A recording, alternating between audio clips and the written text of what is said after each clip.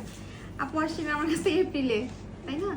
এপ্রিলে আসছিলেন, মাসিক হয়েছিল আপনার অনেকদিন আগে, ডিসেম্বরে হয়েছিল। তারপরে আসার পরে আমি মাসিক হওয়ার ওষুধ দিই, তারপরে পরীক্ষা নিরীক্ষা করি।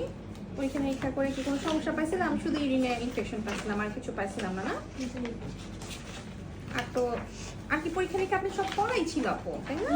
আমি কি পরীক্ষা করেছিলাম আপনাকে? ও আচ্ছা, তেমন কিছু করাই নেই, শুধু টিভিএস করেছিলাম, তাই না? আপনাকে ওষুধ দিয়ে দেই, আলহামদুলিল্লাহ বাচ্চা কনসেপ্ট করে গেছে। কান্না করছেন? আচ্ছা, আপনার বিয়ে হয়েছে 3 বছর, 3 বছর পরে আরও কনসেপ্ট করলো আল্লাহর রহমতে। এখন কিন্তু সাবধানে থাকতে হবে, কোনো যাতে সমস্যা না হয়, ঠিক আছে? ভাইয়া কি দেশের বাইরে চলে যাবে? না, দেশেই আছে? আচ্ছা, ম্যাডাম এর আগে জ্বর আসছিল। এর আগে জ্বর আসছিল? জ্বর এসে মিসক্যারেজ হয়ে গেছে। আচ্ছা, সেটা তো 2 বছর আগের ঘটনা। একটা বাবু কনসেপ্ট করছিল, 2 বছর আগে অ্যাবর্শন হয়ে গেছিল, আর এখন আবার 2 বছর পরে আবার কনসেপ্ট করলো, তাই না? এই জন্যই তো বলছি এখন সাবধানে থাকতে হবে, এবং যেভাবে ওষুধ লিখে দিব ওইভাবেই খাবেন।